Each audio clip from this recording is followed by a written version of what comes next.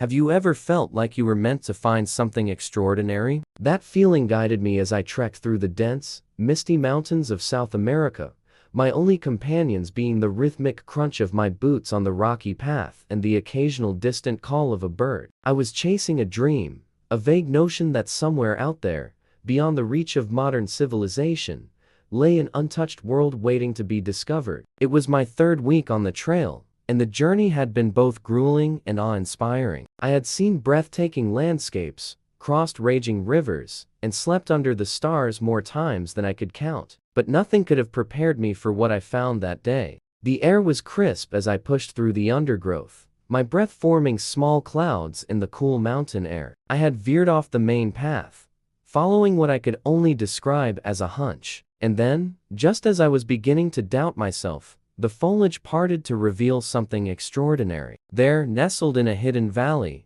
was a village. A village that looked like it had been plucked from another time, untouched by the outside world. The houses were made of wood and stone, with thatched roofs and gardens overflowing with vibrant flowers. Smoke curled lazily from chimneys, and I could hear the faint sound of laughter and music carried on the breeze. I stood there for a moment, frozen in disbelief. How could a place like this exist, so far removed from the rest of the world? My heart raced with excitement and curiosity. I had to find out more. As I approached the village, I was greeted by a group of villagers who seemed as surprised to see me as I was to see them. They were dressed in simple, handmade clothes, and their faces were lined with years of sun and wind. But their eyes sparkled with warmth and curiosity. One of the elders stepped forward, a woman with silver hair and a kind smile. She spoke in a language I didn't understand, but her tone was welcoming. With gestures and a few broken words of Spanish,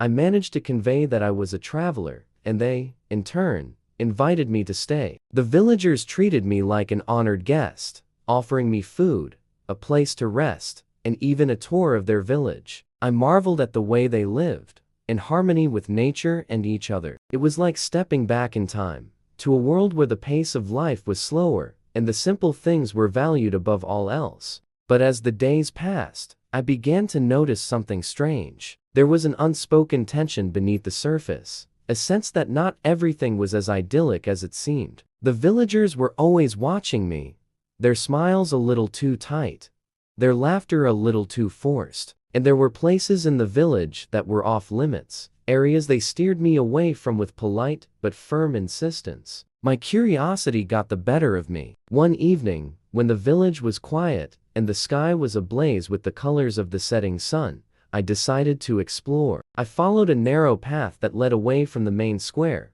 slipping into the shadows as I made my way toward the forbidden area. What I found shocked me to my core. Hidden away from the rest of the village, in a small clearing surrounded by ancient trees, was a shrine. At first glance, it seemed like a simple, rustic altar adorned with flowers and offerings. But as I looked closer, I saw that the objects were not just tokens of reverence, they were offerings to something, or someone, hidden deep within the village. My heart pounded in my chest as I realized the gravity of what I had stumbled upon. The villagers were not just hiding their existence from the world. They were guarding a secret, one that had been passed down through generations. A secret that, if revealed, could change everything. I didn't know what to do. I had always been driven by the desire to share my discoveries, to show the world the wonders I had seen. But this was different. This was not just a hidden village. It was a living, breathing community with its own beliefs and way of life. To expose their secret would be to betray their trust, and perhaps even endanger them. As I stood there,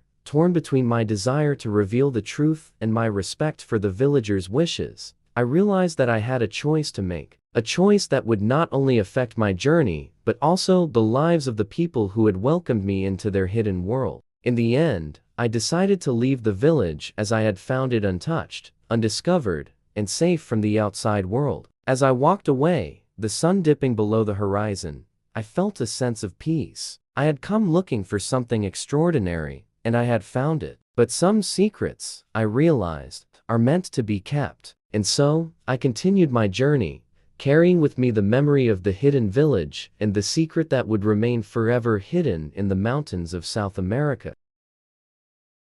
Make sure you like this video, subscribe to our channel, and share this video with your friends.